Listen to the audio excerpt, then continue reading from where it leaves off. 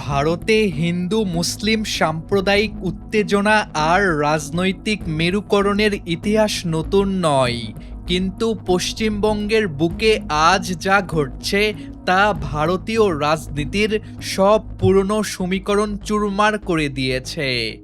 বিজেপির শীর্ষ নেতৃত্ব ও রাজ্যের বিরোধী দল নেতা শুভেন্দু অধিকারী যখন শব্দ দূষণের অজুহাত তুলে মসজিদ থেকে মাইক অপসারণের প্রশাসনিক তোড়জোড় শুরু করলেন, তখন হয়তো কেউ কল্পনাও করতে পারেনি কি মারাত্মক বিপর্যয় অপেক্ষা করছে তাদের জন্য।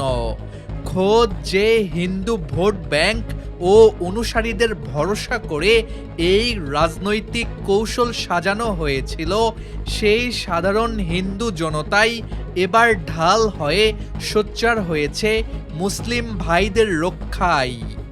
মসজিদের মাইকে হাত দেওয়া চলবে না, আজান বন্ধ হলে আমাদের কীর্তনও বন্ধ হবে। হিন্দুদের এই নজিরবিহীন তোপ ও ঐক্যবদ্ধ প্রতিরোধে এখন চরম ব্যাকফুটে বিজেপি শিবির। দীর্ঘদিন ধরেই ভারতে বিশেষ করে নির্বাচন ও রাজনৈতিক মেরুকরণের উদ্দেশ্যে হিন্দু মুসলিম উস্কানি কিংবা ধর্মীয় সংঘাতকে হাতিয়ার করার অভিযোগ উঠে এসেছে। পশ্চিমবঙ্গেও সেই একই কৌশল প্রয়োগ করতে গিয়ে শব্দ দূষণের দোহাই দেওয়া হয়। দাবি করা হয় মসজিদে প্রতিদিন যে আজান দেওয়া হয় তা নাকি সাধারণ মানুষের জন্য শব্দ দূষণ সৃষ্টি করছে।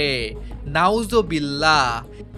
এই যুক্তিতেই রাজ্যের বিভিন্ন এলাকার মসজিদ থেকে লাউড স্পিকার ও মাইক খুলে ফেলার জন্য প্রশাসনিক চাপ সৃষ্টি করা হতে থাকে।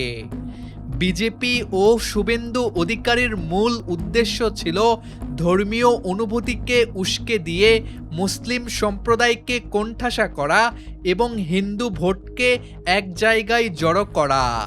কিন্তু তারা ঘুণাক্ষরেও টের পায়নি যে বাংলার সামাজিক বুনন আর সাধারণ মানুষের চেতনা তাদের এই ছক সম্পূর্ণ নস্যাৎ করে দেবে। রাজনীতির চাণক্যদের চরম চমক দিয়ে এবার রাজপথে নেমে এসেছেন সাধারণ সনাতনী হিন্দুরা।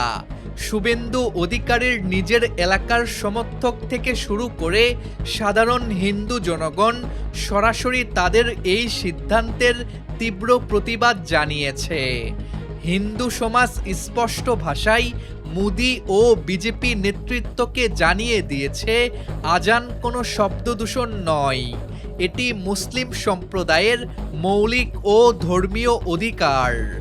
ভারতের সংবিধান যেখানে প্রতিটি নাগরিককে নিজ নিজ ধর্ম পালনের স্বাধীনতা দিয়েছে, সেখানে প্রশাসনিক ক্ষমতার দাপট দেখিয়ে মসজিদে আঘাত হানা যাবে না।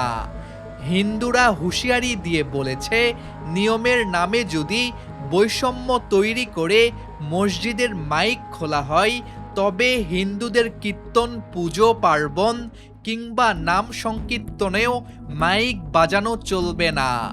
সমান আইন না মেনে শুধু মুসলিমদের নিশানা করা হলে হিন্দুরাই প্রথমে সেই পদক্ষেপ বয়কট করবে।